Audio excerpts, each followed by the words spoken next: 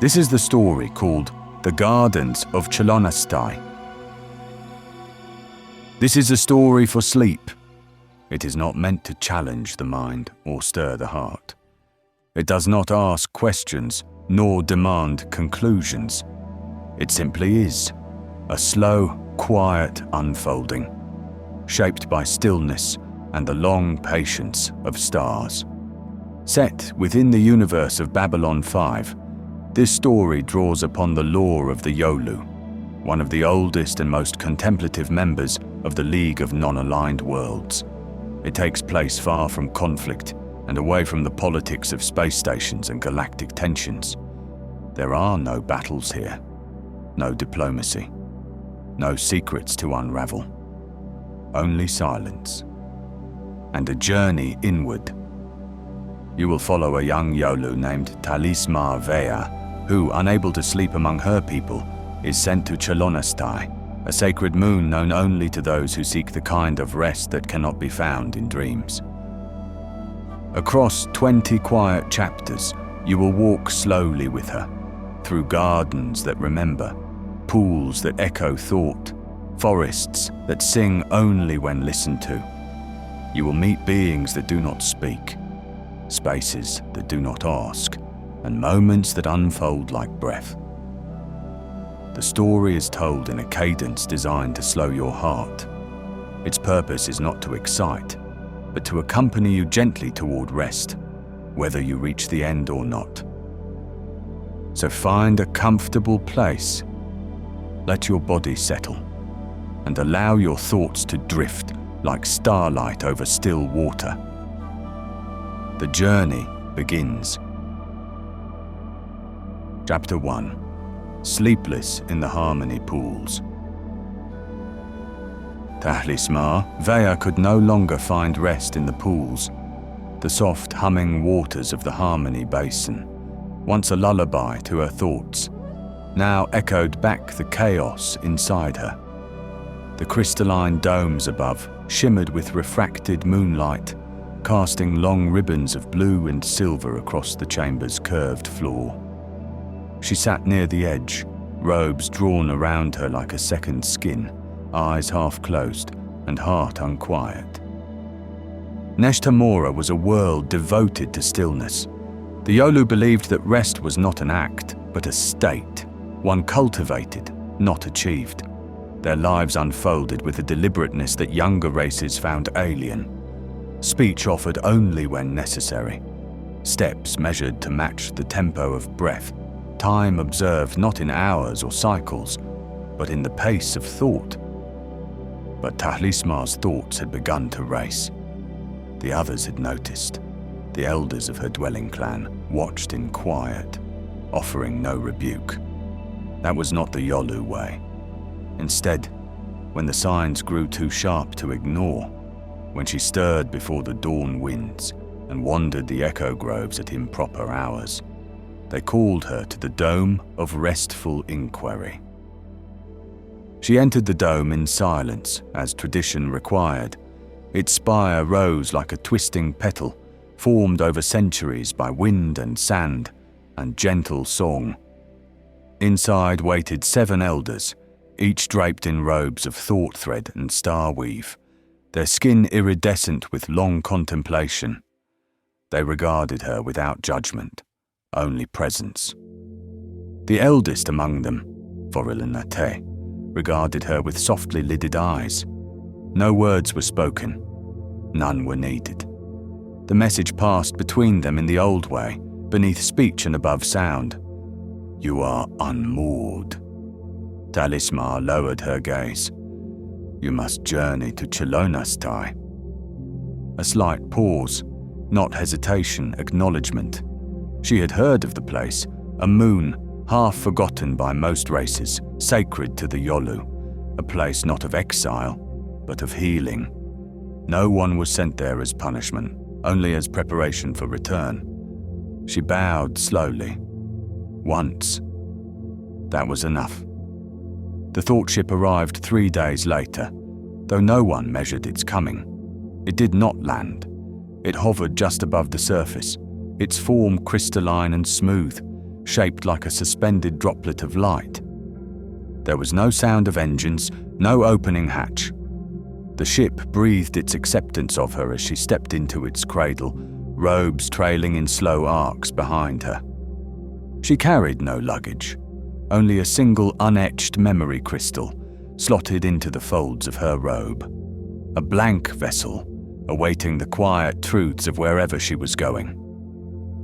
As the ship rose through Neshtamura's atmosphere, the harmony pools fell away beneath her, silver lakes now distant, diminished.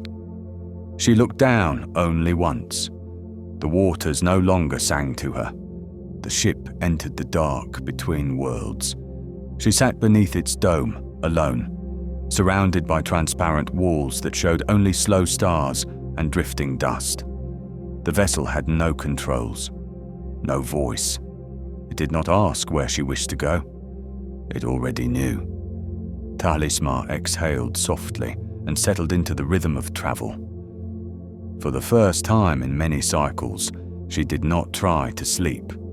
She simply let herself drift toward Chlonastai. Chapter 2. The Thought Ship Ascends. The thought ship moved without acceleration.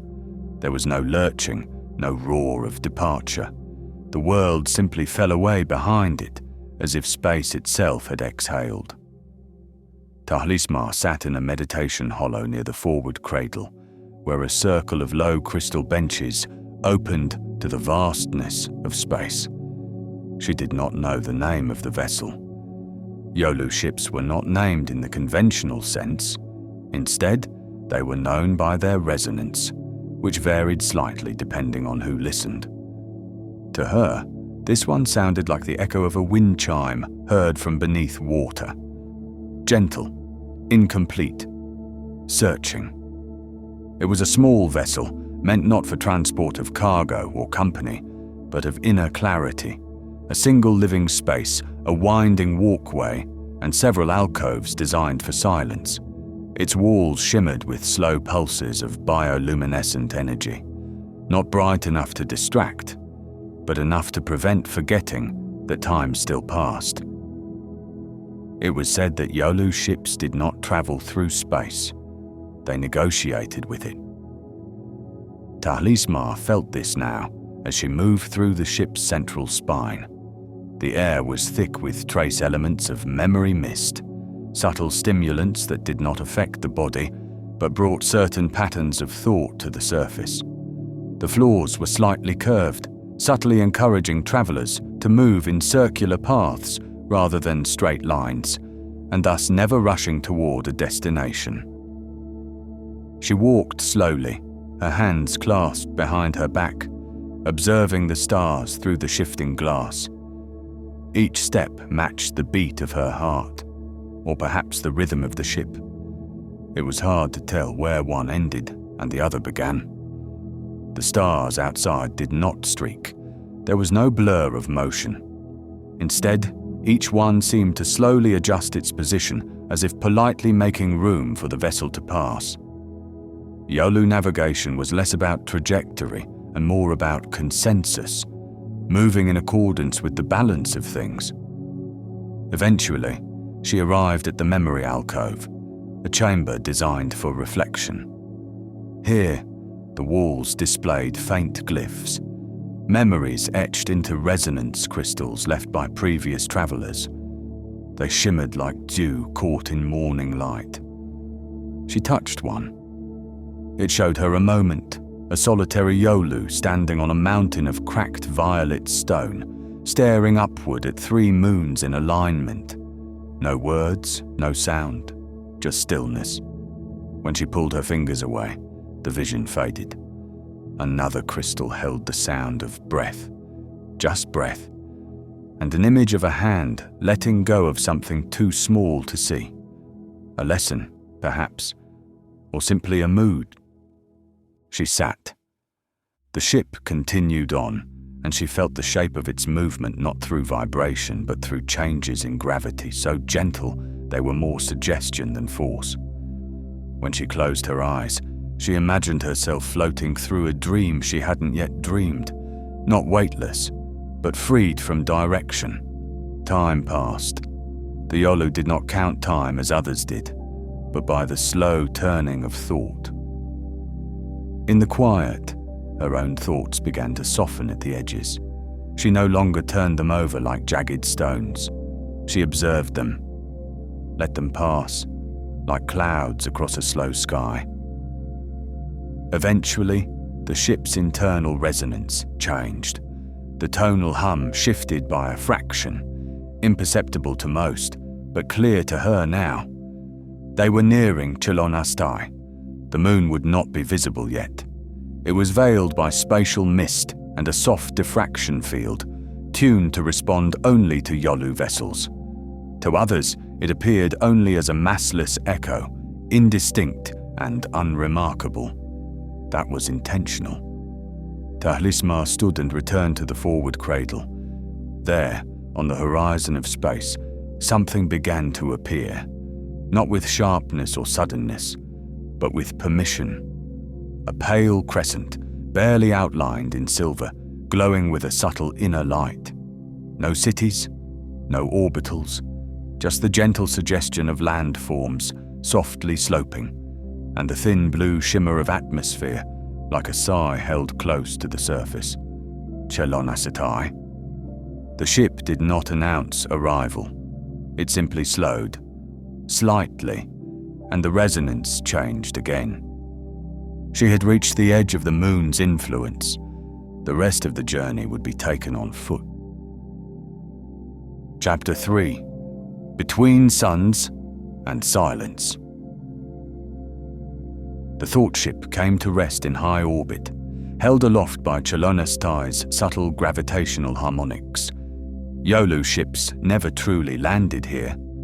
Touching the surface too abruptly would be disruptive, an intrusion upon the rhythm the moon kept with itself. Instead, travelers disembarked by descent glide, a form of travel that was not quite falling and not quite flight. Tahlis'mar stood in the ship's disembarkation cradle. Beneath her, the translucent floor unfurled into a long, curved petal of light.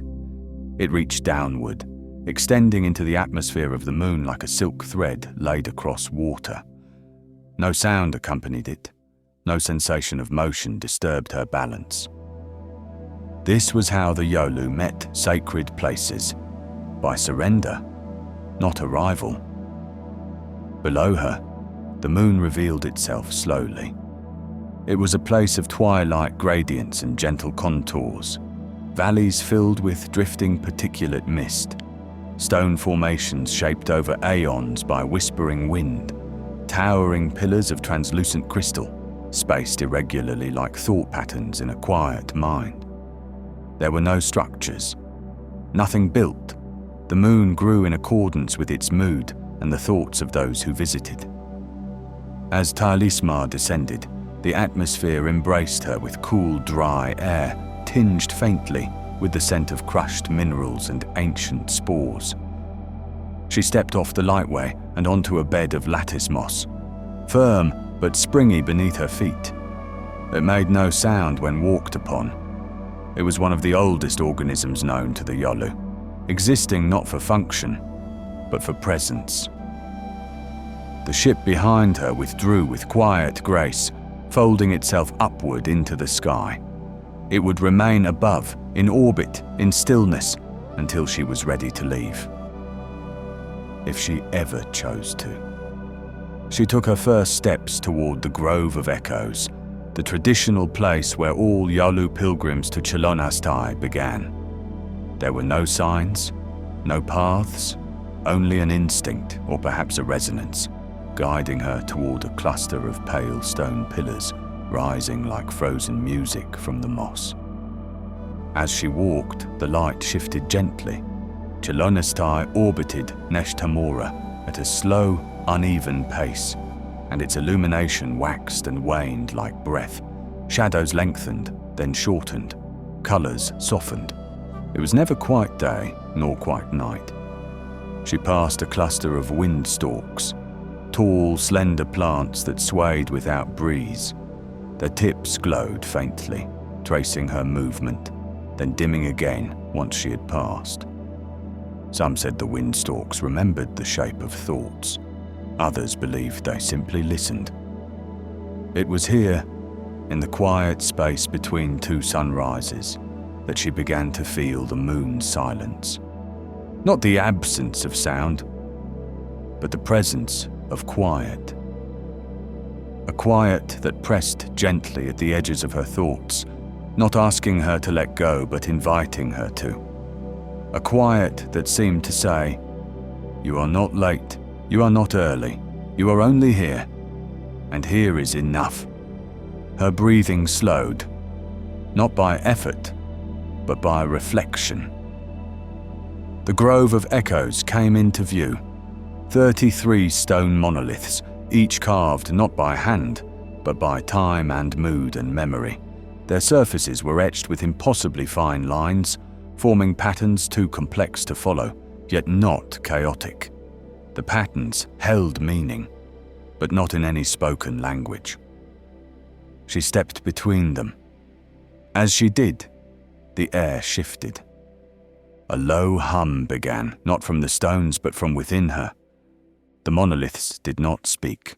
They resonated, each one tuned slightly to a different facet of memory.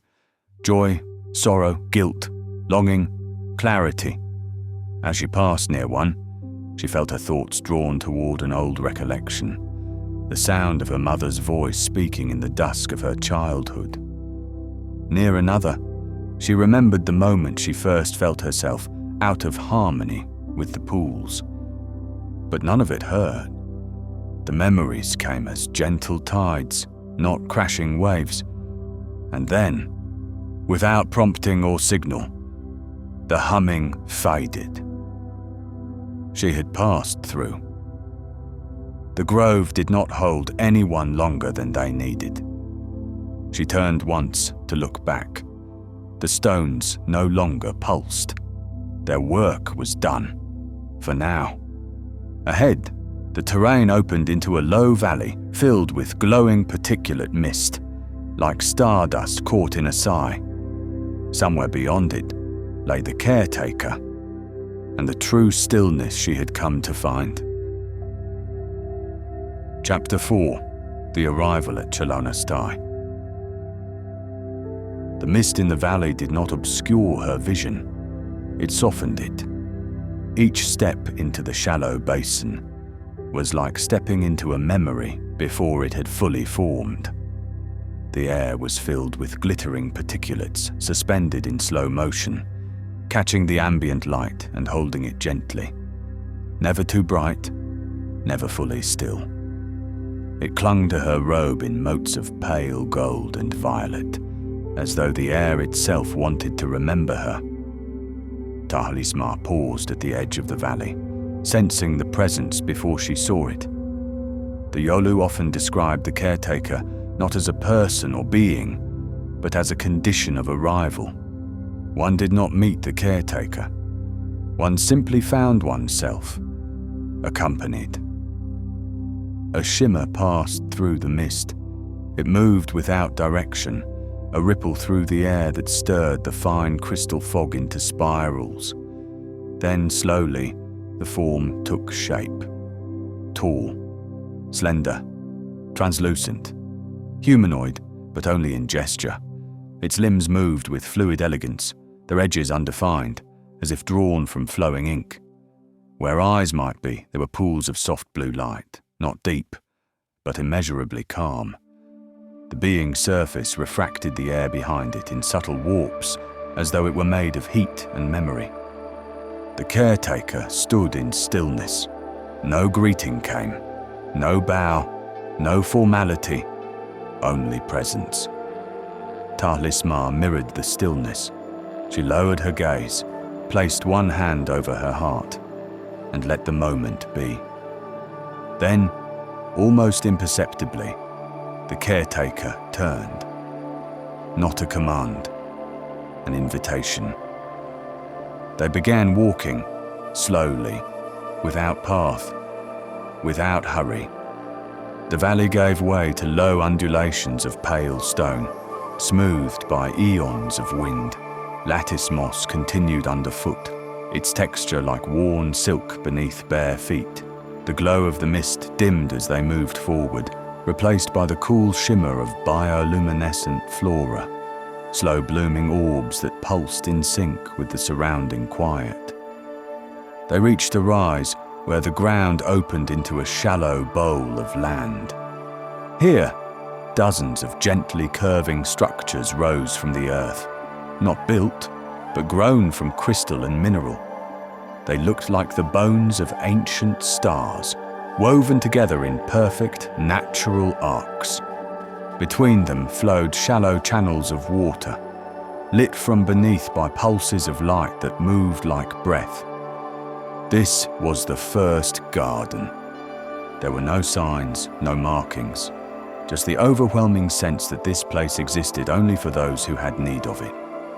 Not a sanctuary, but a mirror, one that reflected the self when the noise of the universe had been stripped away. The caretaker turned to her again, one arm extended, gesturing not to a specific place, but to the whole. This was where she would stay. Not for a day, not for a set number of rotations, but for as long as it took for her to remember how to rest. Tahlis'mar felt her knees bend, almost without instruction. She knelt beside one of the water channels, letting her fingertips trace the surface. It was warm, not heated, but held, as if the water had been waiting for her to touch it. Behind her, the caretaker remained a while longer, unmoving. Then, when she did not turn to follow, it drifted into the mist and was gone. There was no goodbye, only the quiet left in its place. She sat by the water for some time, watching the pulses of light flow beneath the surface. There was no agenda, no lessons. The garden asked nothing of her. It only waited. And slowly, almost imperceptibly, so did she. Chapter 5. The Grove of Echoes. Tahlis'mar awoke before she realized she had fallen asleep. She had remained by the water for hours, perhaps longer. There was no sun to mark the passage of time, only the shifting hues of the garden's ambient light. The soft blues of the water had deepened into amethyst, the moss beneath her becoming cooler, denser, as if urging her to rise and continue. And so she did. There was no map, only instinct. The caretaker had not told her where to go next, and that too was part of the process. Each visitor to Chlonastai was left to discover their own path, guided only by what stirred within.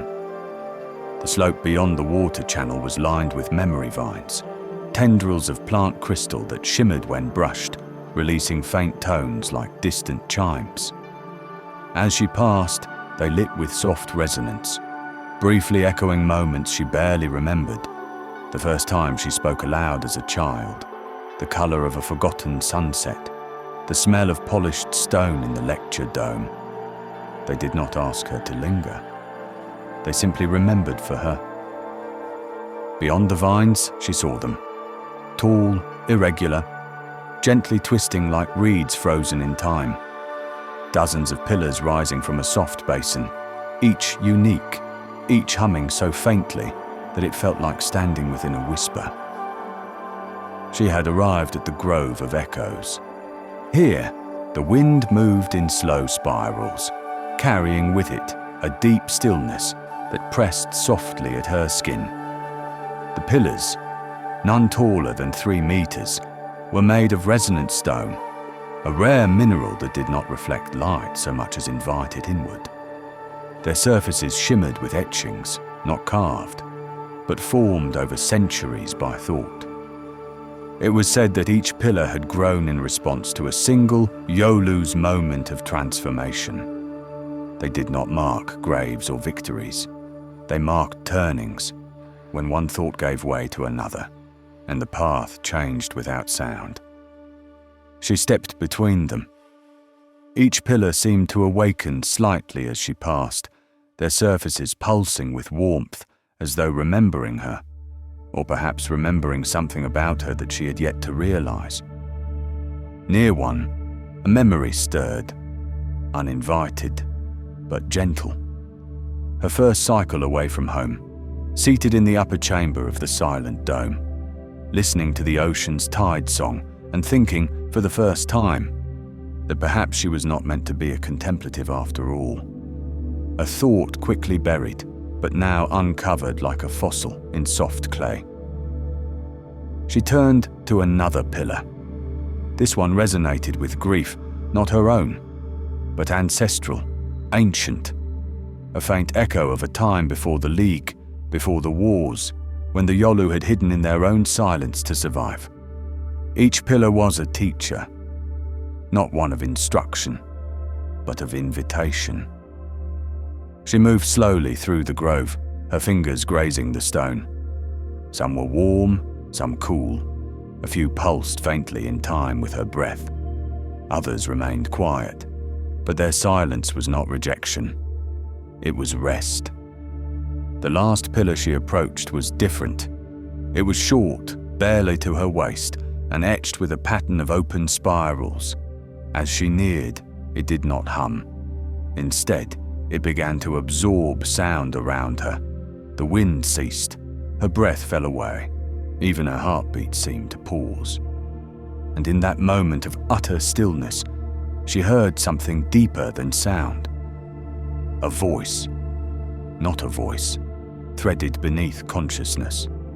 You are not broken. You are changing. Then the silence returned. She stepped back. The wind resumed. The grove released her gently, the resonance of the pillars fading into background stillness.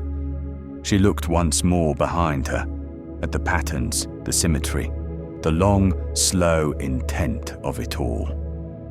No one ever entered the Grove of Echoes twice in the same way, and though nothing was said, she knew her path would now lead to the hourglass pool.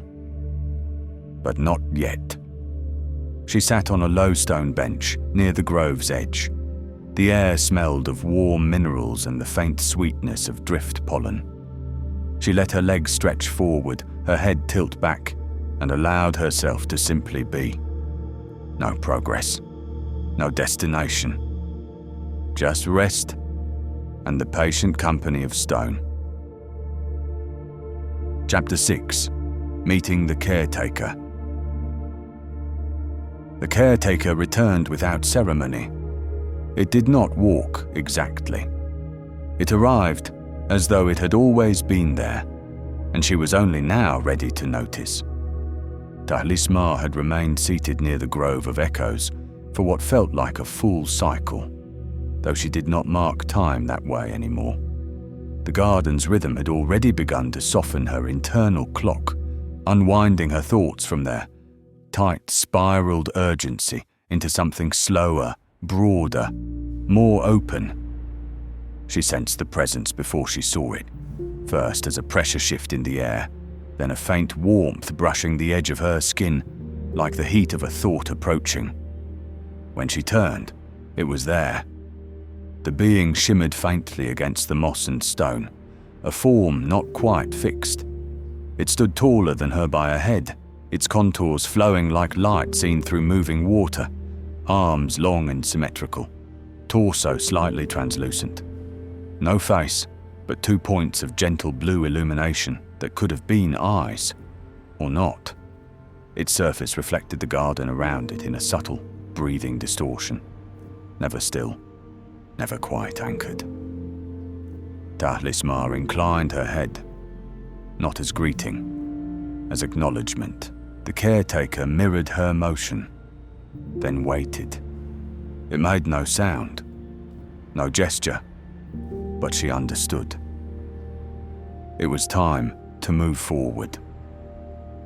They walked together, though walked was too precise a word. The caretaker's movement was fluid, gliding above the moss without disturbing it. Tahlis'mar followed, each of her footfalls silent, deliberate. The air between them hummed softly, not in sound, but sensation, a harmonic field of presence, drawing her focus into the moment. The path was not a path, just a direction. They passed beneath low archways formed by overgrown crystal flora, transparent fronds that drooped like willow branches, each one trailing tiny beads of refracted light. Occasionally, the caretaker would pause, tilting slightly toward a cluster of blooming dusk flowers, or holding still beneath a thin, luminous waterfall that descended from nowhere and disappeared into moss. These pauses were not detours. They were invitations to slow further.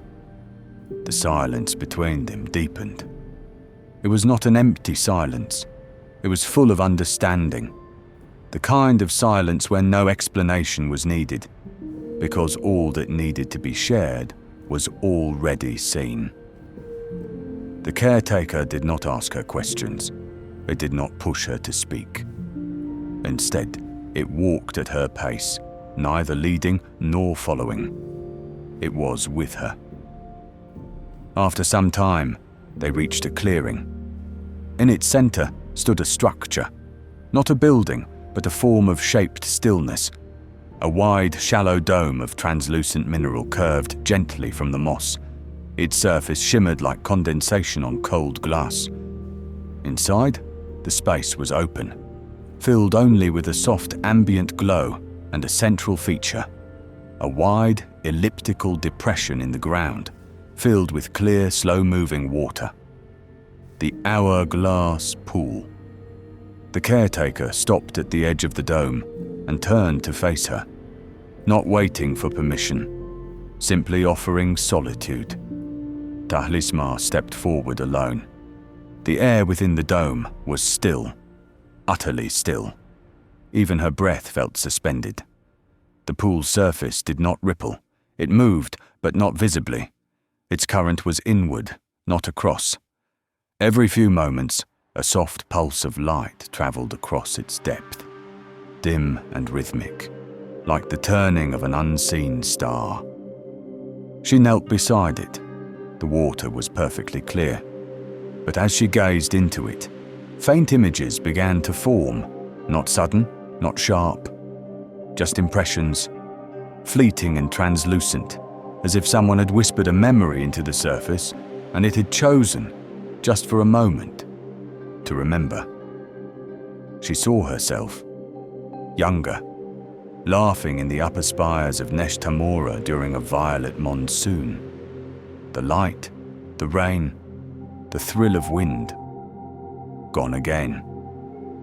Then another, a conversation with an old mentor, silent but rich with understanding, as if the entire discourse had occurred in one shared glance. And then, a moment not her own. A Brakiri ship adrift, its lights dimmed in ceremonial mourning, candles floating in zero gravity, voices singing a language she did not know, but somehow understood. The pool held memory, not just hers, but the collective traces of those who had come before. It did not select, it offered. She let herself lean closer, palms on the smooth stone. The images slowed, the surface stilled. In that moment, she realized she no longer wished for the images to guide her. She simply wanted to sit beside them. And so she did. She sat by the hourglass pool for a long time, breathing softly, no thoughts forced forward, no questions needing answers. Behind her, the caretaker watched, not as a guardian or guide, but as a companion. And when the time came, the caretaker drifted away once more, leaving her to the waters and the weightless hush of the dome. Chapter 7. The Lattice Moss Trail. Tahlis'mar lingered in the dome, long after the caretaker departed. The hourglass pool no longer showed her visions. It had grown still again, as if content simply to reflect the glow of the curved ceiling and the faint starlight filtering through the translucent mineral shell. When she finally stood, the silence followed her, not clinging, but accompanying. She stepped slowly from the dome, its rounded entrance opening into a slope that led downward into the heart of the garden. The air was cooler now. There was no true night on Chlonastai. Instead, the light softened and folded inward, like a candle placed behind paper. The sky above darkened only slightly, enough for distant stars to peer through the veil. In their company, the world took on a faint indigo hue, edges blurred, sounds diminished, and the terrain seemed to breathe in long, steady rhythms. Ahead lay the lattice moss trail, though no one called it that aloud.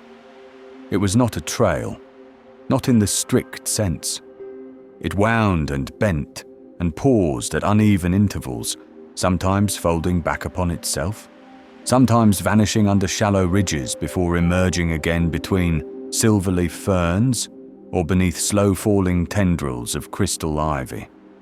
The moss was unlike any she had seen, even in the wildest reaches of Neshtamora's untouched groves. It was luminous, but not bright. The light came from within the weave itself, a tapestry of small interlocking filaments, each one fine as hair, each pulsing softly like breath beneath skin. The more still she became, the more clearly she saw the lattice pattern stretch across the landscape, connecting hill to hill, curve to curve. Walking on it was like stepping across a living memory. Her feet left no mark. Her passage did not disturb the rhythm. The moss accepted movement as a river accepts a single drop of rain. As she walked, the trail occasionally opened into circular clearings where pools of warmth collected naturally, thermal wells in the moss that radiated comfort. Around one such circle, smooth stones formed a spiral seating ring, worn by the presence of countless travelers before her. She sat upon one, folding her legs beneath her, and closed her eyes. The wind in the valley was soft, patterned. It rose and fell like music without melody. Somewhere distant, a slow chime sounded, not from metal, but from the tension of wind passing through a ring of hollowed stone. It played no tune, just a note, held long and gentle. She opened her eyes again and looked upward. The stars moved. Not quickly, nothing on Chlonastai moved quickly, but they shifted, subtly, in curved patterns, like thoughts orbiting a still mind. A soft trail of meteoric dust streaked across the upper atmosphere, catching light only for a heartbeat before vanishing into the hush. She rose again and continued walking. Further along the trail, she passed what might have once been a gathering place, rows of crescent-shaped stones arrayed in open formation around a shallow depression filled with clear, unmoving water. Here, the moss grew even more intricately, forming braids and weaves that shimmered as though embroidered by unseen hands. She paused, letting her fingers brush the edges of the weave. It was cool but softened instantly at her touch, as though responding to presence. It reminded her of the robes worn during the Yolu remembrance rites, textiles not made, but grown in synchrony with their wearers' intentions. There were no signs, no inscriptions, and yet she felt something here. Not a message, an impression. Many had sat here once, not to speak, not to plan, but to sit, to be. The space still held them like a room might hold scent long after it was empty. She moved onward, following a curve in the moss that led between two narrow cliffs. The walls on either side were smooth and pale, bearing long vertical striations from centuries of air movement and mineral rain. Between them, the moss grew thinner, more delicate, and the trail dimmed, slowing her steps even further. As she emerged on the other side, she saw light ahead.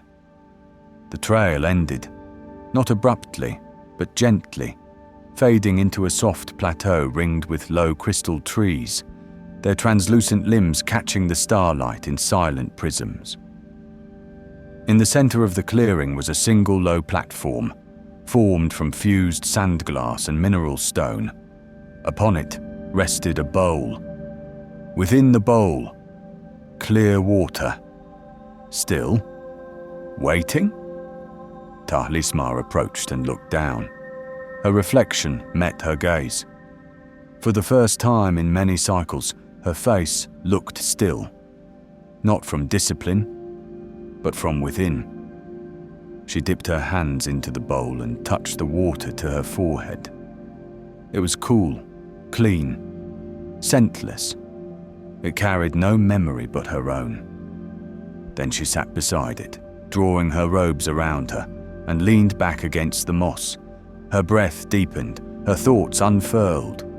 The stars continued their slow orbit above, patient and unhurried. She did not sleep, not yet. But sleep drew near, curious and calm, resting just beyond her awareness, like an old friend preparing to sit beside her. And the trail, behind her, slowly dimmed.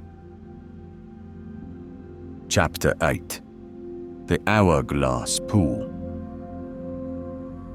The bowl of water beside her had gone still again. Tahlis'mar Veya watched its surface for a long time, waiting for movement, but there was none. It seemed not to reflect the world above it, nor her own features, only the silence in between. She stood slowly, her joints soft with stillness rather than fatigue, and turned her eyes toward the trail she had followed the day before. It had changed.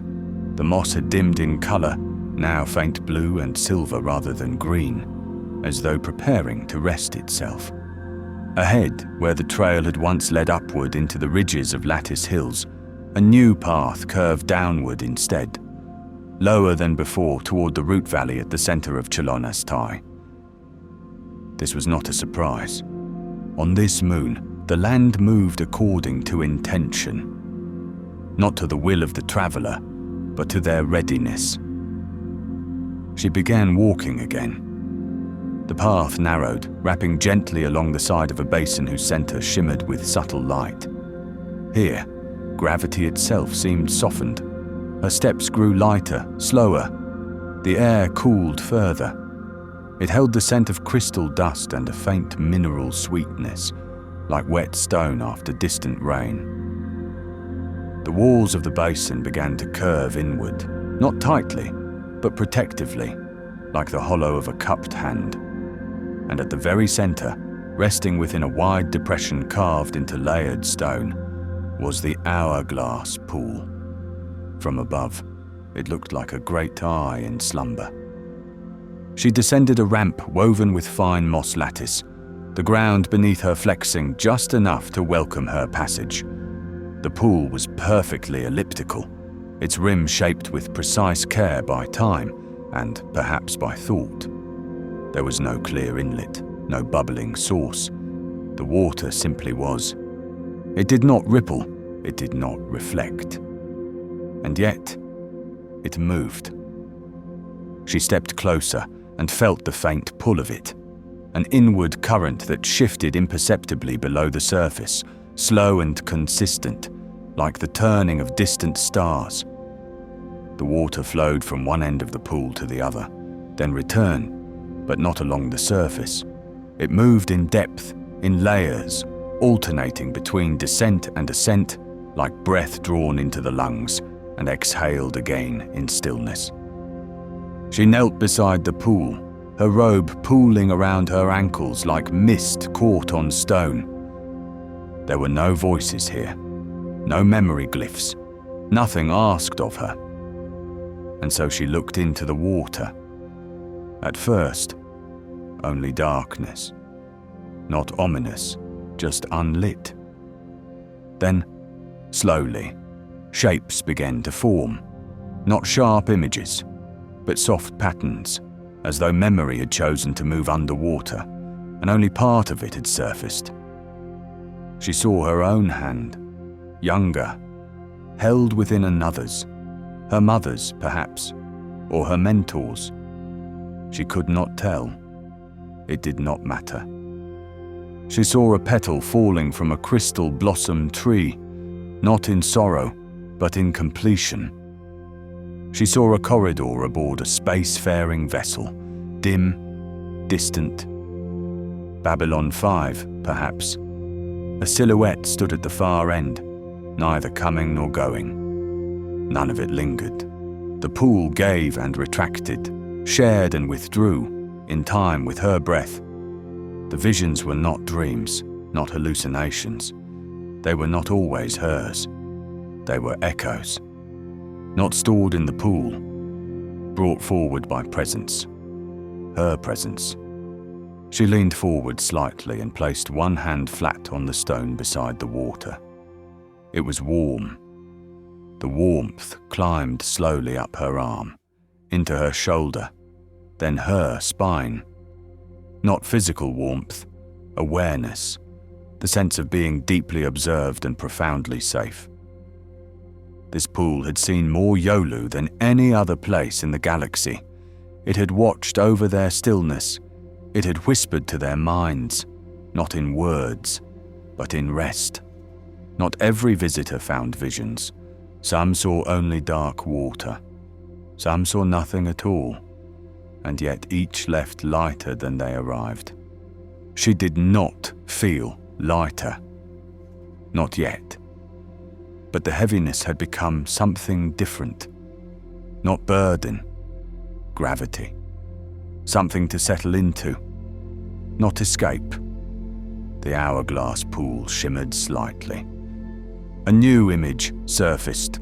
A wide garden beneath 3 moons, a stone altar grown from earth and memory, and a figure, a being she could not name, standing beside her, hand extended not to guide, but to share in silence. And then the water stilled again. She sat beside the pool for a long time, though she no longer counted cycles. There were no sounds in the basin except the occasional shift of wind through the stone archways above, and the low, distant chime of unseen resonance towers keeping the peace of the moon. She did not want to speak, not even in thought. Eventually, her eyes grew heavy, her breath slowed, and her shoulders lowered by a fraction. Sleep did not take her, but it did visit.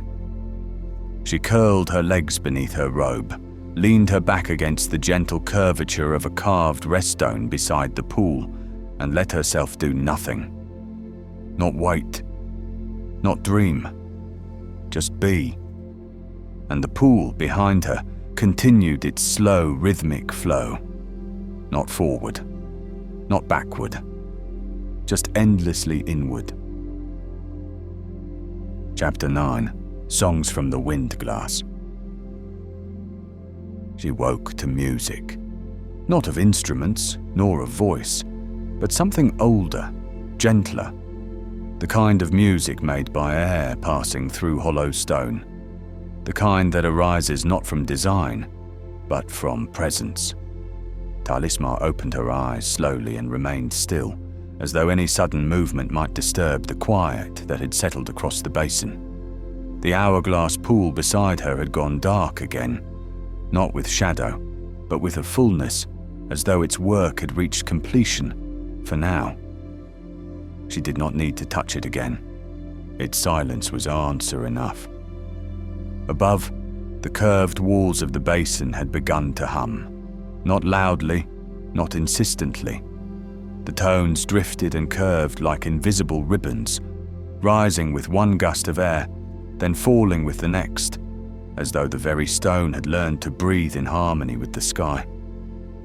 She rose, gently, and found that her limbs were no longer heavy. Something within her had loosened in the night. Not everything, but enough. The trail from the basin led her upward into a narrower pass between two wind-carved ridges. As she climbed, the soft music grew stronger, not louder, just nearer. It came in phrases like a language too old to remember and too familiar to forget. At the top of the ridge, the landscape opened again. Before her stood a windglass forest. It was not a forest in the terrestrial sense. No trees, no leaves, only tall, narrow spires of crystalline glass rising from the mossy floor like frozen dancers mid-motion. Each one curved differently, some arched like crescent moons, others spiraled upward into delicate points. Their surfaces shimmered with soft iridescence, as though reflecting dreams rather than light. Wind passed through them in slow, deliberate currents, and from each spire came a different tone. Low, hollow pulses from the thickest stalks, high, whispering notes from those that tapered to fine tips. The sound did not clash. It flowed, one tone answering another, a call and reply too slow to be sung and too natural to be orchestrated.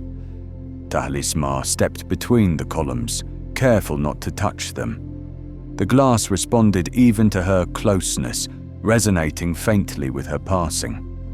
She paused beside one and leaned in, letting her ear hover near the gentle flute of sound. It reminded her of the first time she heard the deep water reeds of Neshtamora swaying in the wind before dawn. But this was older. Not a song about peace, but one made from it. Each step took her deeper into the grove. Somewhere in the distance, a larger structure emerged, a ring of windglass spires arranged in concentric circles around a central platform of pale stone. No ceiling, no walls, just space open to the sky and sound drifting upward into stars. This was a resonance circle, a place the Yolu used not for performance, but for attunement. She entered the outermost ring and felt a soft warmth spread through her chest, the echo of a deep, sustained note. As she moved inward, the tones grew more complex, weaving in gentle overlapping layers. Her breath slowed to match them. At the center, she sat cross-legged on the stone platform. She did not close her eyes. She listened, not with her ears, with her whole self. The wind moved. The tones shifted, some high and mournful, others grounding and round. They spoke of memory, of longing without regret, of lives lived in slow devotion. She imagined 1,000 others seated just as she was, across time, across experience, hearing what she now heard. Perhaps they had sat here with questions, perhaps with sorrow, but the wind had answered them all the same. Not with clarity, with compassion. She felt the music pass through her, tones reverberating gently in her chest, as if the sound was rearranging the weight she carried inside, not removing it, just redistributing it, making space. After a long time, she could not say how long, the wind changed. A final tone sounded, pure and solitary, sustained longer than the others, as though the grove were exhaling. And then silence returned. The glass stilled. The wind moved on. Tahlis'mar remained seated for several minutes more, then slowly rose, her robes rustling faintly against the stone. She bowed to the grove, not out of ritual but gratitude, and turned to leave the circle. She walked through the windglass once more, now familiar, like walking through a memory softened by time. Behind her, the grove resumed its quiet song, just for itself. She did not need to hear it. She carried the echo with her. Chapter 10. The Chrysalis Gallery. The windglass grove fell behind her in gentle silence. Its tones lingered in the spaces between her thoughts, subtle and unfinished, like the final lines of a poem spoken just before sleep. Tahlis'mar walked with quiet purpose now. Her stride was slower, but not from weariness. It had simply fallen into rhythm with the world around her. The path led her deeper into the inner region of Chlonastai, where the moon's terrain began to shift from soft contours to more angular expressions. Here, stone towers jutted from the moss at precise angles, too regular to be natural, yet too graceful to be artificial. They pointed skyward like frozen questions, each one turned slightly toward a different star. It was in their midst that she found the chrysalis gallery. From the outside, it appeared as a dome of soft white stone, partially embedded in the hillside, its curves unbroken by doors or markings. The surface was smooth to the eye, but beneath her fingertips, she felt the texture of thousands of barely perceptible ridges, like growth rings on a tree, or the pattern of slow time. She circled the structure until she reached a small arched opening. There was no door, only a shift in air temperature and the faint scent of old dust and warm minerals. She stepped inside. The dome was vast and hollow, lit from within by ambient starlight filtered through the semi-translucent ceiling. The floor was covered in patterned sand glass, mineral grains fused into fractal spirals that curved outward from the center of the chamber. She walked carefully, each step pressing gently into the design, though it left no mark. Around the edges of the dome stood a series of recesses, alcoves, each containing a tall, glass-like pod. There were 12. Each pod was unique in shape, some elongated and curved like reeds caught in water, others more angular, faceted like a crystal lattice. All were faintly luminous, pulsing with an inner rhythm so slow it could only be perceived by stillness. She approached the nearest one. The pod held a figure, tall, indistinct, wrapped in folds of light. Not asleep, not awake. The being was in interlude, a state known to the Yolu and few others, a chrysalis of consciousness taken not out of necessity, but choice. There were legends about these chambers. Some said they were places where ancient minds rested while awaiting new purpose. Others believed they were voluntary exiles, those who had seen too much of time and returned not to speak, but to be silent forever. And some said they simply listened. She moved slowly from pod to pod. Some held figures clearly Yolu in shape. Others were more ambiguous, taller, more abstract. One had no form at all inside, only a swirling haze of pale gold, as if the being within had chosen to let go of definition entirely. And then she reached the final alcove. This one was different. The pod was cracked, not broken, not ruined, but opened. Its surface curled slightly outward, and the inner walls shimmered faintly, as if the energy that once resided there had only just departed. Tahlis'mar knelt before it. The space felt recently vacated, yet calm, as though whoever had once rested here had done so not out of retreat, but completion. She reached forward and touched the rim of the opening. A wave of memory, not hers, washed over her. She saw a Vorlon, or something close to one. Not armored, not disguised, just light and thought and deep, wordless stillness. It hovered above the moss of this very chamber, its form dimming not from weakness, but from peace. Then slowly, it dispersed, not into death, but into pattern, like the dissolving notes of the windglass grove. The memory faded as her hand withdrew. The air in the gallery grew warmer, denser, with silence. Not oppressive, reverent. as if the room were pausing for a thought yet to come. She stood and bowed to the empty pod, not in worship, but in acknowledgement. Not all stories needed to be told. Some were best kept by the stones and stars. Tahlis'mar exited the chamber as slowly as she had entered. Outside, the wind had changed again. It carried the scent of drift fruit now, soft and sweet, and in the distance, the moss had begun to bloom with night lantern fungi, tiny spheres of pale light that hovered just above the ground. She followed the edge of the gallery until the path led downward once more.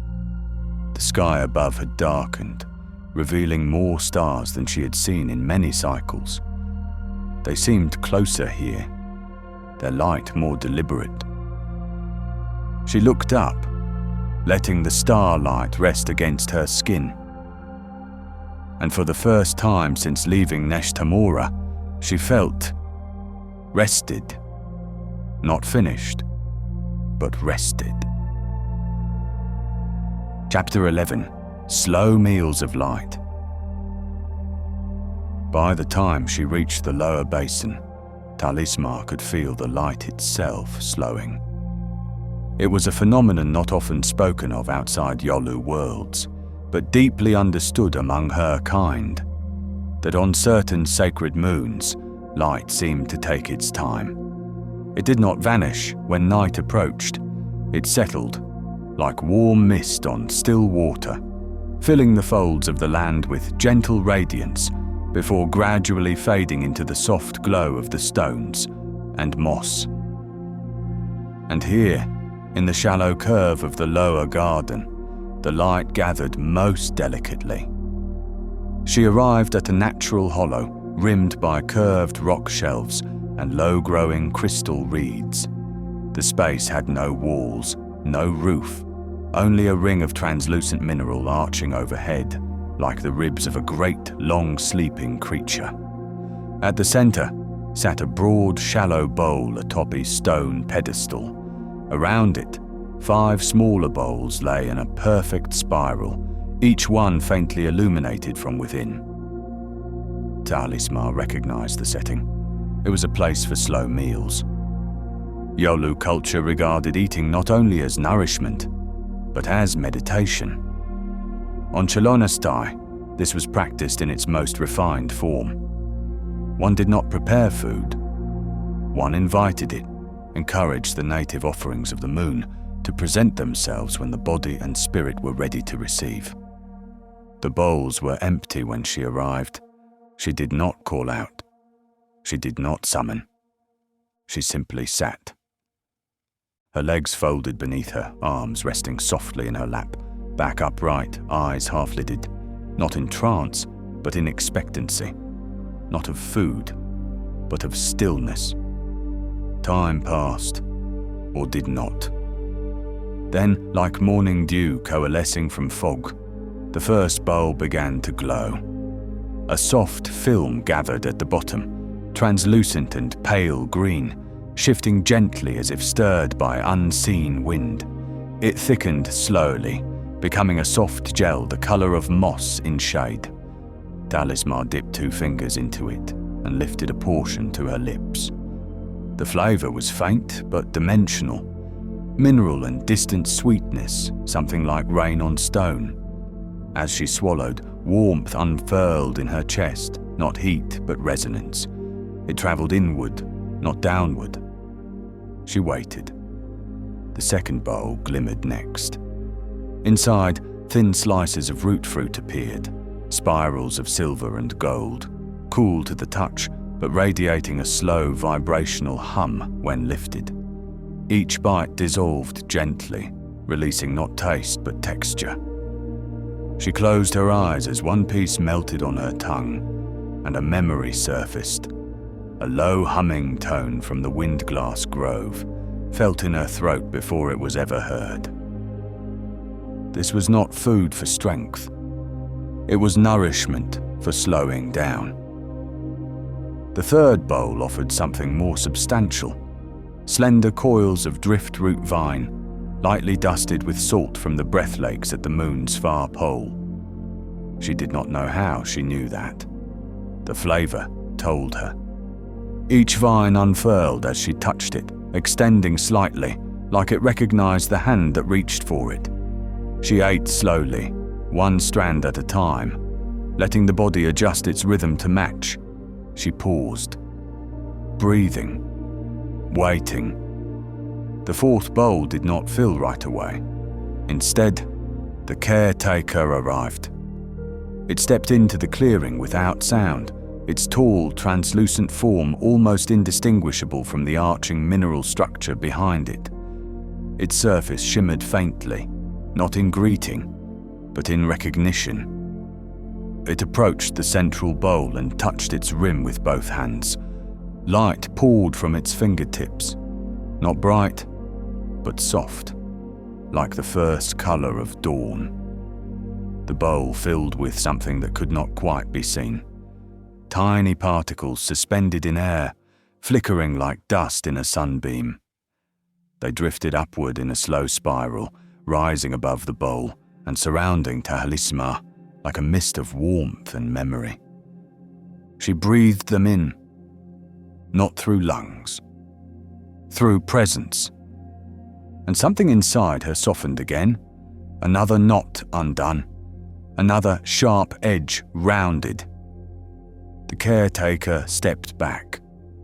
No words, no gesture. Its work was done. She bowed her head in silent thanks, and when she lifted it, the caretaker had vanished once more into the starlight. The fifth bowl remained empty. She waited, and then, with a quiet flicker, it filled not with food, but water, clear and still, reflecting the sky. When she looked into it, she saw her own face, but more than that, she saw her face as it had been when she arrived, tight around the eyes, mouth drawn inward with effort, and beside it, her face now, softer, slower, no longer carrying the expectation of urgency. She drank the water in 3 slow sips. Then she sat and did nothing. Around her, the night lantern mosses began to dim. The mineral arches glowed faintly, then faded. The bowls slowly emptied one by one, returning to their silence. She curled onto the moss beside them, drawing her robe across her shoulders, her thoughts now long and slow, like waves reaching a distant shore. Sleep took her in pieces. First the hands, then the breath, then the mind. And the meal continued without her, its effects lingering, slow and quiet, long into the night. Chapter 12. Dreamless Meditations. There are nights on Chlonastai when the sky forgets to move, when the stars pause mid-arc and the silence deepens just enough that even the moss refrains from glowing. On such nights, sleep is not merely rest, it becomes something closer to communion. Tahlis'mar Veya awoke slowly, her body still wrapped in the warmth of the slow meal and the lingering rhythm of the windglass harmonies. She did not open her eyes at once. She simply drifted, half aware of her limbs, her breath, the fabric of her robe brushing against her skin like the touch of soft leaves in low wind. There had been no dreams, only stillness. When she did rise, the bowls were gone. Not vanished exactly, but withdrawn, returned to the patterns of the garden as though they had never been separate from it. The stone pedestal remained, faintly warm to the touch, and the moss beneath her carried no indentation, no proof of sleep. But she had slept. And more than that, she had released something. She could not say what. Only that it was gone, and its absence did not feel like loss. It felt like lightness. The path led her now toward the reverie nest, though no markings indicated as much. Only the soft widening of the trail and the subtle change in the wind's direction, a pulling inward, like breath drawn into the lungs of the land. She passed through a shallow tunnel of hanging vines that shimmered with moisture and memory. They brushed her shoulders gently, releasing the faint scent of stone fruit and crystalline pollen. On the other side lay a gently sloped hollow ringed with stone petals. The reverie nest was not a structure. It was an arrangement. Wide, low terraces, folded into the earth like layers of a sleeping shell. In the center, a depression filled with smooth, flexible strands of echo thread, woven fibers harvested from a species of lunar lichen that responded to thought and stillness. She stepped into the nest and immediately felt it respond. The strands beneath her shifted gently, molding to the shape of her feet, softening at the heels, firming under the arches. She crossed the center and reclined slowly, letting her body sink into the threads.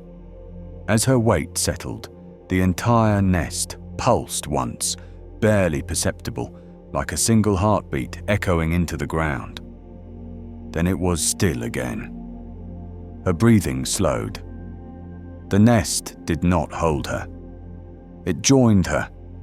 As she lay on her back, the sky overhead came into full clarity, a field of stars, steady, brilliant, their light uninterrupted by atmosphere or artificial lens. Each star seemed brighter than she remembered, closer somehow. The nest responded to her gaze.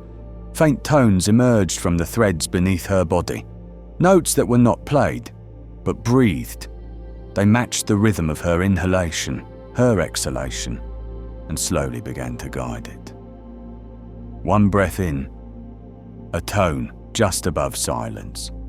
One breath out, the same tone, softened. She closed her eyes. Thoughts came, but they did not stay. They passed through her mind like birds through mist, visible for a moment, then gone without trace. She saw a corridor aboard a ship, lit by emergency lights, but there was no fear in it. She saw the deep pools of Nesh Tamora, empty at dawn. She saw her own hands, cupped and open, holding nothing. Each image surfaced only briefly. There was no narrative, no lesson, no need. She did not follow them. She let them pass. Her breath continued.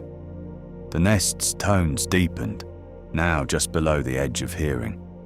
They resonated with the stone petals around her, setting off faint harmonics that passed through the ground like slow waves under a calm sea. She felt her limbs dissolve, not in pain, not in disappearance, but in unity, as if her shape no longer mattered, only her being. She was not asleep, and yet she was no longer awake. She was elsewhere, beyond time, beyond thought, held in the hollow of something greater than knowledge. A memory that had not yet happened. A silence that had been waiting for her since the beginning of things. She did not know how long she remained, but when she eventually opened her eyes again, the stars had moved. Just a little, and she had not. She was still nestled in the reverie net, her breath soft, her eyes wet not from grief, but from release. She sat up slowly, letting the threads peel away without resistance. The nest closed behind her, folding gently like petals into rest. She stood. The world was the same, but she was not. Chapter 13. A memory not her own. Chlonastai had changed. Not in its form. Its garden still shimmered with translucent mist. Its mosses still glowed faintly with inner light, but in how it responded to her. Where once the moon had felt distant and vast, it now felt close, as if it had drawn in around her, a sheltering cocoon of sky and stone. Tahlis'mar Veya walked without urgency, following the inclination of the wind. It nudged her gently between the tall spires of the stone leaf canopy, past low crystal outcroppings shaped like shells, and into a clearing where the moss grew thinner and the air grew cool. She paused as the light shifted. Before her, a thin veil of particulate dust hovered in the air, shimmering like a curtain between worlds. It did not move with the breeze. It waited, motionless, humming with quiet possibility. She reached out a hand. The dust did not resist. As her fingers passed through, the world blurred, not dramatically, not jarringly, more like a lens adjusting focus. The ground beneath her feet remained, the trees remained, but the light changed. It deepened. Colors thickened, and then the memory arrived. But it was not hers. She stood now in a wide circular hall of unfamiliar construction. Smooth metallic walls curved up into a vaulted ceiling painted with constellations she did not recognize. The floor was glass, beneath which flowed rivers of amber light. Around her, the space was filled with beings, none Yolu, none familiar. She saw a Brakiri elder lighting candles with fingers that trembled from age but not fear. A group of Hyak adolescents standing silently, heads bowed in reverence. A lone Vri drifting near the ceiling, its mind touching the walls with pulses of sorrow and gratitude. She was not in the room. She was the room. She watched them all from within, not from above or aside, but from the very memory that held them. She could feel the warmth of their collective grief, the weight of 1,000 small unspoken regrets folded neatly into ritual. It was a remembrance. Someone had died. Not recently, not tragically, simply ended. The gathering had no speaker, no music, no ceremony. Each being had brought a thought, and that thought now floated among the others, invisible, mingling like incense in air. And then the vision shifted. She stood, no, she felt, beside a narrow platform in a ship's observation chamber. A Narn, older, cloaked in robes dyed the color of volcanic ash, stood quietly before a slow-rotating viewport. He held a crystal in his hand. He did not speak. He placed it gently on the ledge before him, and with a slow, deliberate motion, let it roll into the artificial gravity field. The crystal hovered briefly, then drifted downward, falling into a collection of others, each catching the station's dim light like echoes of memory. No one was watching. This moment was not for others. It was for the act itself, for the release. Tahlis'mar felt a brief weight in her chest. Not sorrow, but the sensation of something remembered so long ago that the edges had softened into peace. And then the vision folded in on itself, like a page turned in wind. She stood once again in the garden. The particulate veil shimmered one last time, then dissolved into the air. She stepped forward. The air felt cooler now, the moss a slightly different shade beneath her feet. The memory did not linger, but it had changed her. She understood something new, not intellectually, but entirely. That memory need not belong to a single person to be true. That sometimes healing came not from what one had endured, but from what one could hold on behalf of others. The wind passed through the branches above, whistling faintly. Not song, not language, just a quiet expression of time continuing. She resumed walking, no destination in mind, only presence. And behind her, The clearing returned to stillness, waiting again for another who might need to carry a memory not their own. Chapter 14. The Spiral of Dust and Flame. The path led her higher now, curving along the base of a ridge where the moss thinned and patches of smooth stone peeked through. The air grew warmer, just slightly, and carried the faint scent of charged minerals, ozone, basalt, and something older, like the echo of heat that had long since cooled. Tahlis'mar Veya followed without questioning why. She had learned by now that Chlonastai gave no false signs. Every curve of the land, every change in the wind, every new scent or sound was purposeful, though never forceful. It was the nature of the moon not to teach, but to reveal. She reached a wide shelf of rock that jutted outward like a shallow balcony above the valley below. At its edge, nestled in a shallow hollow, was a circle of dust, not random, not wind-blown. It was too precise, too still. A perfect spiral drawn in fine volcanic ash. No footprints led to it. It simply existed, waiting. She knelt beside it and studied its shape. The spiral began at a central point, a small depression no larger than a thumbprint, and slowly widened in flawless proportion, each curve gently sweeping outward, unbroken, undisturbed. The dust shimmered faintly in the dim light.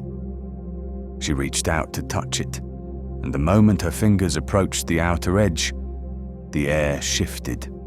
A spark ignited at the spiral's center. She pulled back, but there was no threat. No heat against her skin. Only movement. A small flame, barely larger than a candle's tip, rose and hovered at the spiral's heart. It did not flicker. It did not grow. It simply remained, held aloft by something unseen. And then the dust began to rise. Not burn, rise, gently, like ash caught in breath. The particles lifted from the spiral's grooves and began to dance in the air. They did not scatter. They followed the shape from which they came, spinning slowly, deliberately, upward. It was a spiral now in 3 dimensions, turning lazily above the stone, each grain of ash catching the faint light of the hovering flame as it passed through.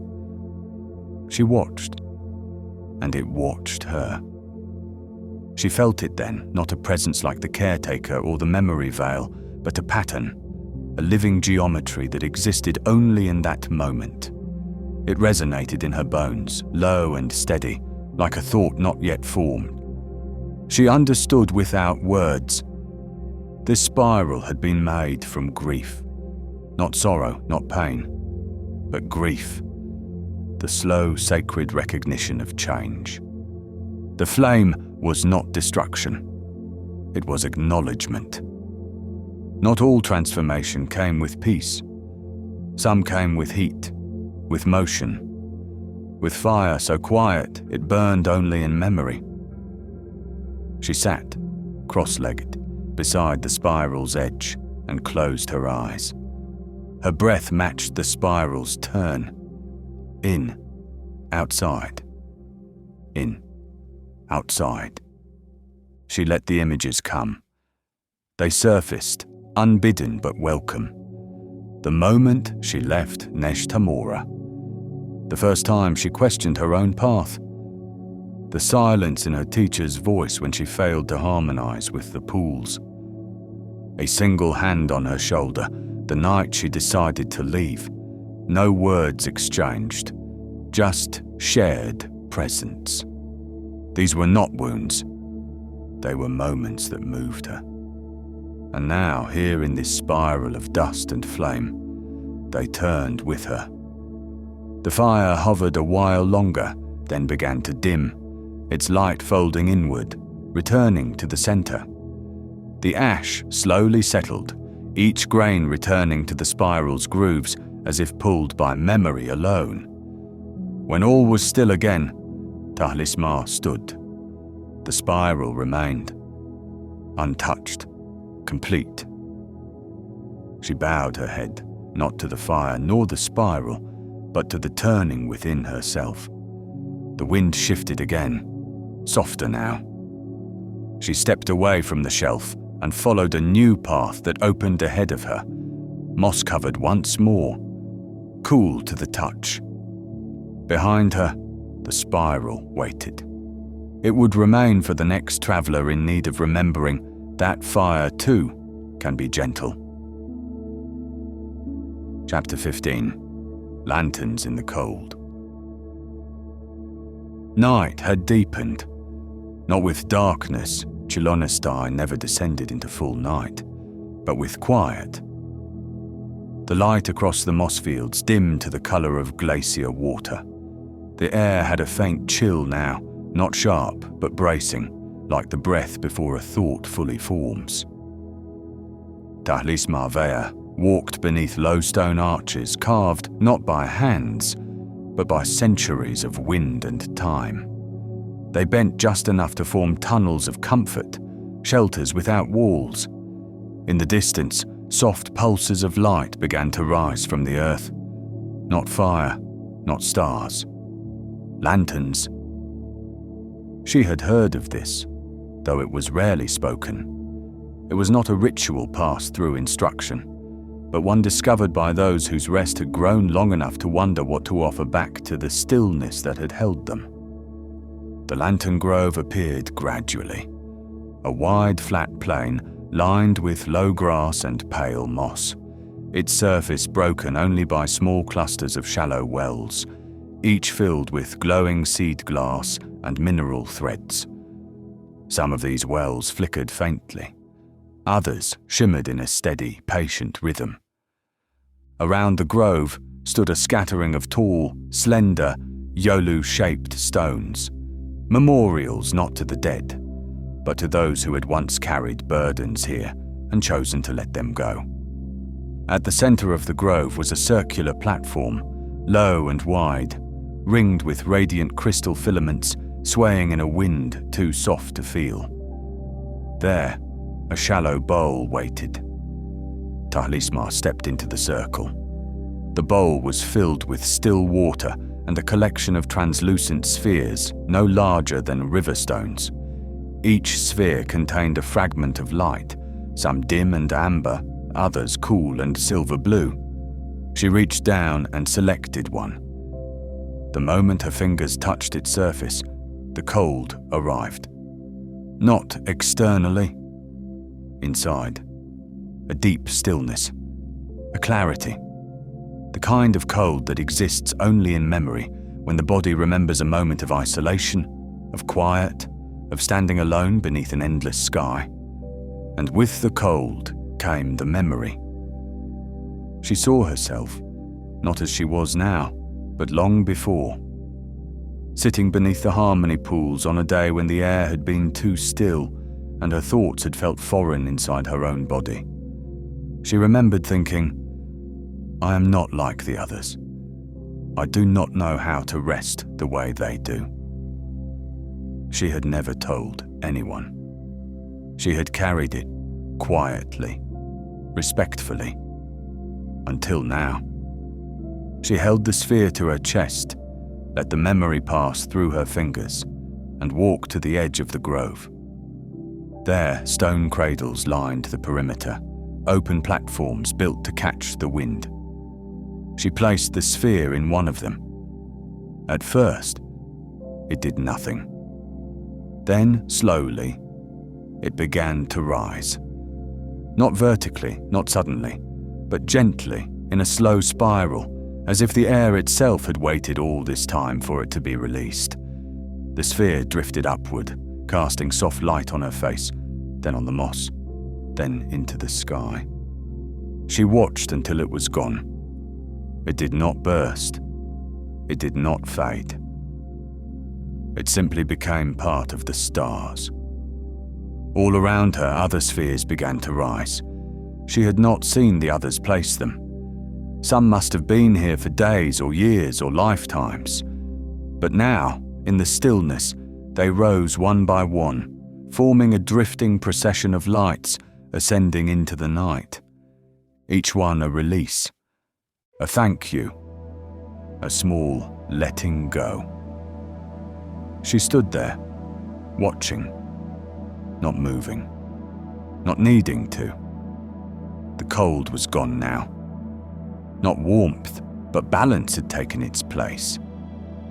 Eventually, when the last visible lantern had vanished into the sky, she turned back toward the trail. The bowl in the center remained half full, waiting for others. Behind her, the wind stirred faint chimes in the crystal reeds, soft and slow. As she walked, she realized the grove had not offered closure. It had offered space, the kind of space within which closure might arrive on its own. Chapter 16. A Visit from the Quiet One. Tahlis'mar returned to the high path with no destination in mind. The grove faded behind her as all places on Chlonastai eventually did. Not erased, simply set aside. It would remain for others, exactly as it had for her, shaped by the shape of those who needed it.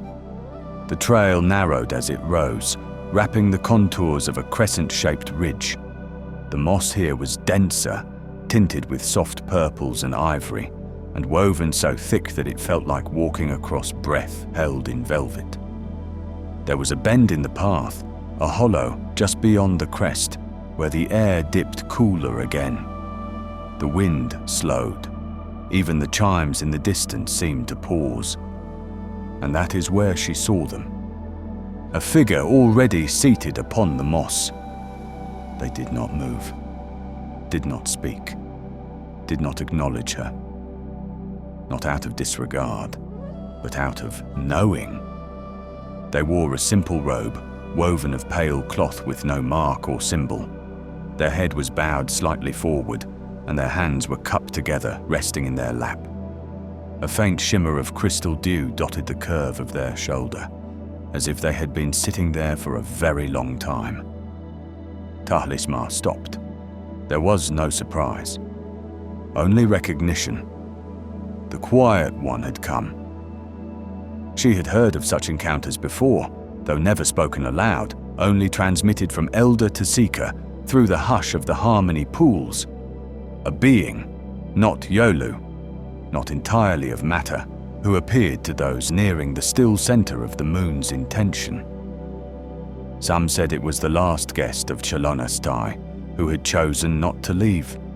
Others whispered that it was a thought, born of so many pilgrims, that had gained form of its own.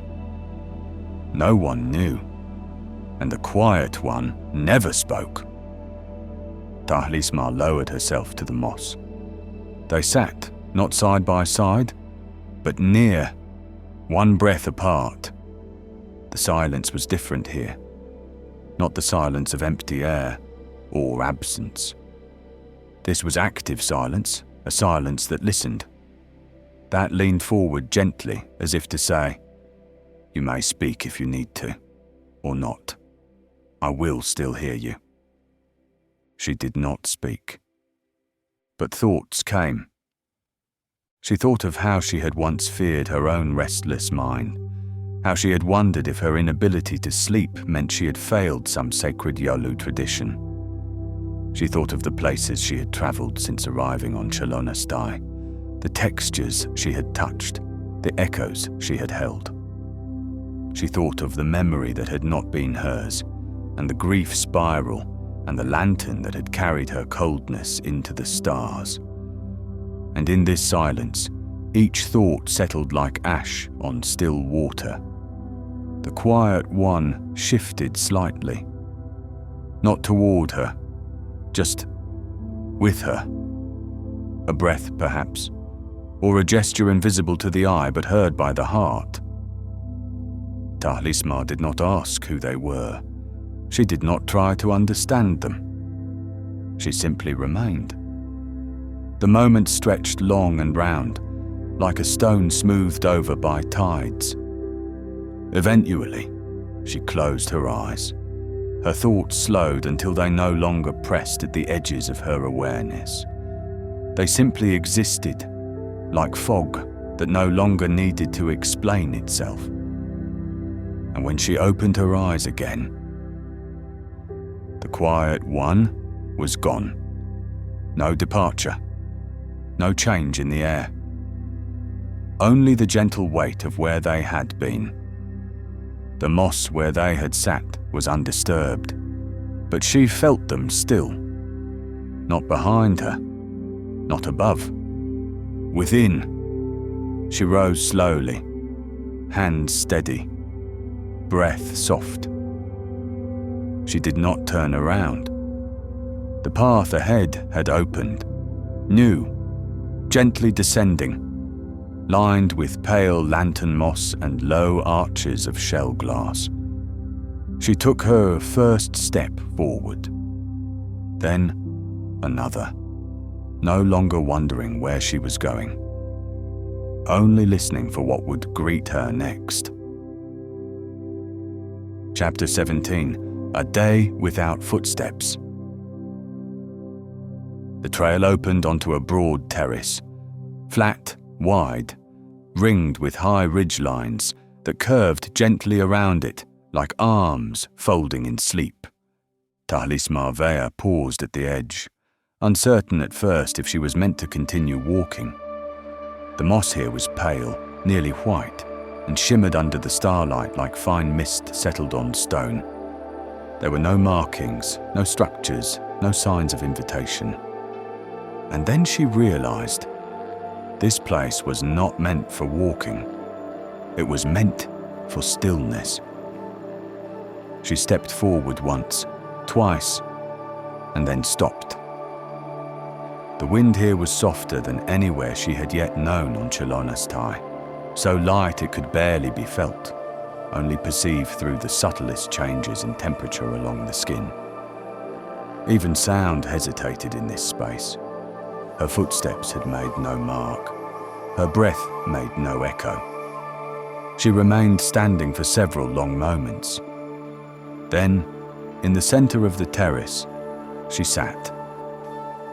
She did not arrange her posture with intention. She let gravity choose the shape of her seated form. Her hands fell into her lap without instruction. Her head tilted slightly forward. The terrace responded, not visibly, not through motion or sound, but inwardly, perceptibly. The air thickened, not heavily, not in discomfort, but like water prepared to hold a floating vessel. Time, too, seemed to grow thicker, as if it had decided to slow down and sit with her a while. And so, she did not move. Not for many minutes, not for hours, perhaps not for an entire day. The distinction no longer mattered. What mattered was that for the first time in her long, wandering search for rest, she felt no inclination to go anywhere, no need to question, to explore, to reflect. She simply was. The light above dimmed, then brightened again, following the slow rhythm of Chlonastai's sky. The stars wheeled overhead. Shadows shifted gently across the mossy stone. Somewhere in the distance, a windglass grove played a low note that curved in and out of silence like the last tone of a forgotten song. She sat through all of it. No thoughts intruded. No pain returned. No memory rose up. Even peace itself was quiet, not needing her attention, just being beside her. She became the terrace, and the terrace, in turn, became her.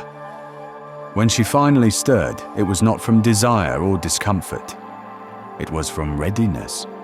The same way a pool, after being undisturbed, begins to ripple again with the slightest breeze. Not in resistance, but in welcome. She rose slowly, legs warm from the moss, robe catching gently on the breeze.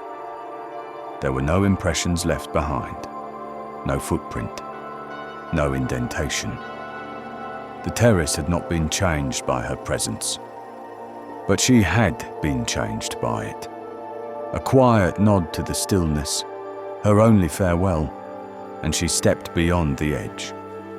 A narrow trail opened to the side, curving downward toward a place she had not seen before, lit with soft amber stone glow and the faint scent of return. Behind her, the terrace remained, waiting for the next traveller who might need not an answer, but a place to ask no question at all. Chapter 18, The Parting Gift. The trail led downward through a narrow ravine, where smooth mineral walls rose high on either side. Thin, ribbon-like vines clung to the stone in winding spirals, their pale leaves trailing tiny motes of golden light, like dust that had learned to drift on thought. Tahlis'mar Veya walked slowly.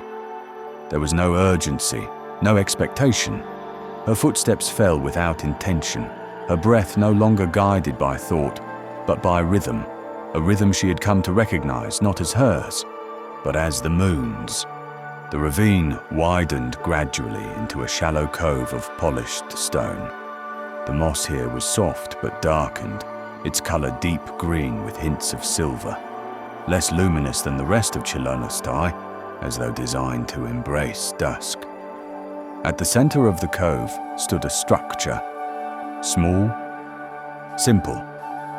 A single pedestal carved from pale, unpolished crystal, barely waist high, shaped like the inward curl of a seed preparing to open. Upon it rested a single object, a shard. It was no larger than her palm, and it shimmered faintly, not brightly, not urgently. The light inside it shifted slowly like a sleeping breath. It was neither warm nor cold, just present. She approached without hesitation.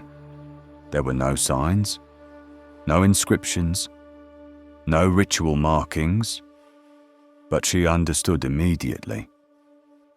This was her parting gift.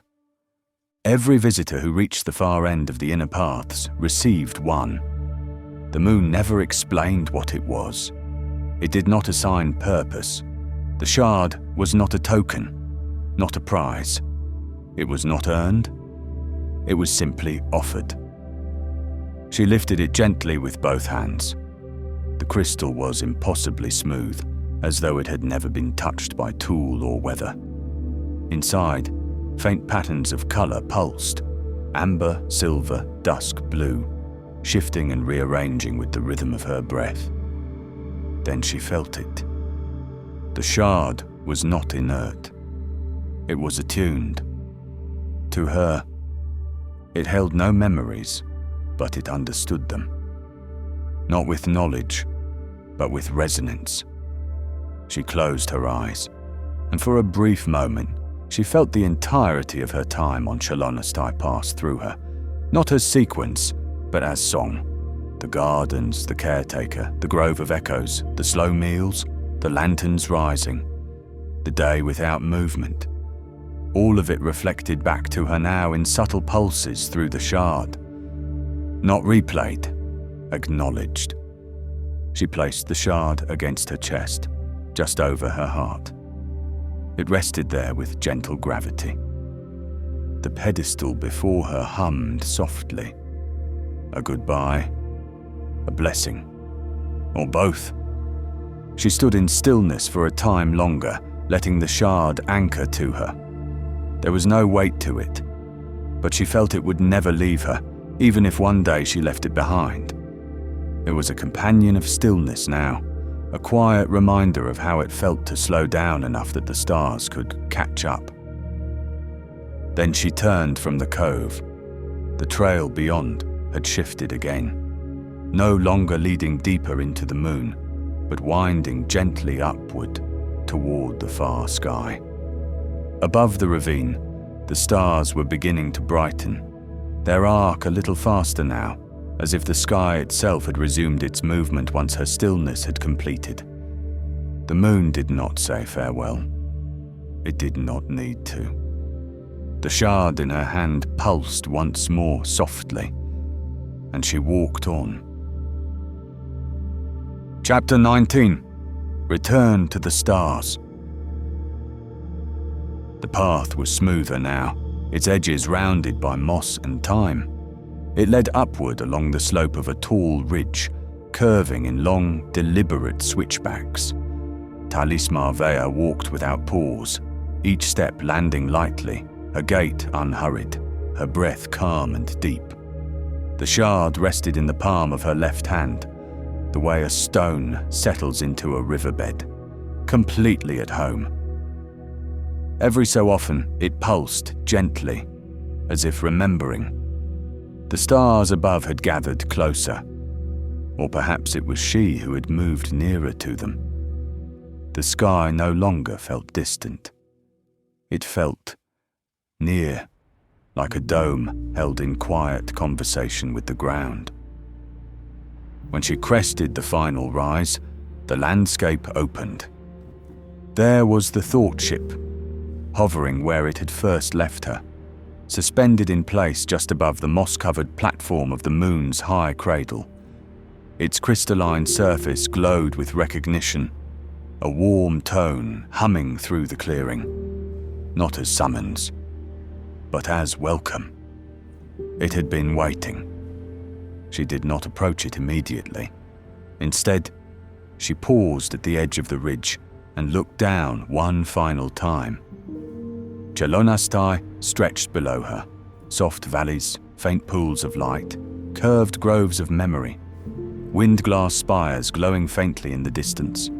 No part of it seemed to move, and yet she knew it was alive. It had grown around her. She had never left footprints, and yet she had been felt. This was not departure. This was transition. She turned toward the thought ship and stepped into its cradle. The vessel opened without ceremony, its walls parting like mist. Inside, the air was warmer than she remembered, more familiar. As she stepped across the threshold, the shard in her hand gave a final pulse. Then it dimmed, becoming quiet crystal once more. She did not place it on the ship's altar. She kept it close, tucking it into the fold of her robe just over her heart. The thought ship responded to her presence immediately. Not with lights, not with motion, with silence, a silence that acknowledged her return, a silence that had waited. The ship lifted gently, its movement so smooth it felt like a shift in thought rather than in position. Below, the moss did not rustle, the air did not stir, only the landscape receded slowly as the vessel rose into the soft halo of the upper atmosphere. Tahlis'mar sat within the forward cradle, watching as the moon rotated slowly beneath her. The spiral basin, the terrace of stillness, the lantern grove, all passed beneath her like quiet breath. And then, slowly, they disappeared into mist. The ship adjusted its orientation.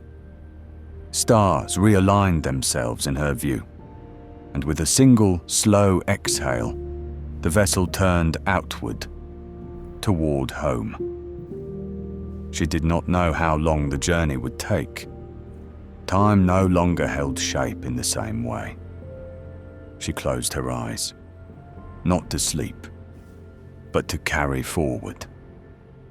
For she knew, as all who left Chlonastai eventually did, you do not truly leave the moon. It walks with you, in the shape of your stillness, in the way you listen before speaking, in the quiet that follows your footsteps. Chapter 20. Sleep carried forward. The stars had changed. Not their arrangement, not their brightness, but their tempo. Since returning from Chlonastai, Tahlis'mar Veya moved through space as though walking underwater, not from heaviness, but from a kind of reverence. Each moment felt suspended in more air than before. The thought ship carried her in silence, no longer needing to show her anything. It traveled through space as a memory travels through the mind, unforced, unhurried, unfolding at exactly the pace it needed. There was no destination charted, and yet it knew where to go. And within her, the rhythm of the moon remained. She had not resumed the habit of measuring time. The stars passed outside the crystalline hull in their own slow orbit, pulsing gently, quietly. She rarely spoke aloud, not because of reluctance, but because the need to speak had softened. Silence was now an answer that required no question. She did not dream, but she carried dreams, like small fires cupped in her hands, burning with no smoke, no need for fuel. When the ship finally settled into orbit above her homeworld of Nesh Tamora, there was no announcement, no ceremony, just a shift in resonance. She stood slowly. The shard still rested in her robe, unglowing, but always present. She no longer touched it often. She no longer needed to. As she stepped onto the surface of her world, the harmony pools opened before her.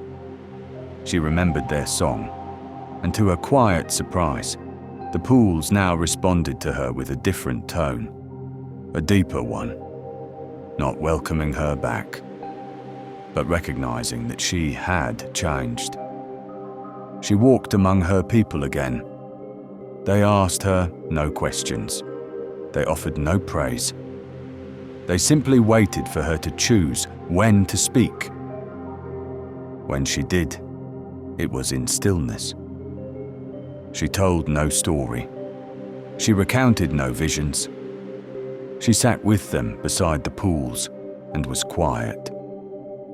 And through that silence, others began to listen differently. They slowed their breath. They paused before questions. They listened not for answers, but for quiet. Soon, others began their own journeys to Chlonastai. Some would return, some would stay, all would carry something back. And Tahlis'mar? She lived the rest of her cycles not as teacher or mystic, but as witness to the patterns of calm that began to ripple across her world, to the rhythm of stars now reflected in the eyes of those who had learned to rest. She never sought to name what Chlonastai had given her. It was not something that could be named. It was something carried. In the pace of her steps, in the stillness of her gaze, and most of all, in the way she slept. Not deeply, not often, but completely. As if each night she returned not to dreams, but to the slow spiral of a moon made of silence and light, where nothing was demanded and everything was received. Thank you for sharing this quiet journey. Whether you listened to every chapter or drifted away somewhere along the path, the story was here for you, softly unfolding, never rushing, never needing to be finished to be felt. The moon of Chlonastai will remain, just as it always has, a place of rest, a rhythm beneath thought, a hush between stars, and the stillness you now carry, whether faint or full, belongs to you. It will follow you through waking and sleeping, through silence and conversation, through everything that waits beyond this night. So rest well, and if ever your thoughts grow loud again, if sleep feels far, or the stars feel too distant, just remember the garden and the quiet moon that once held your breath. Sleep deeply. You are home.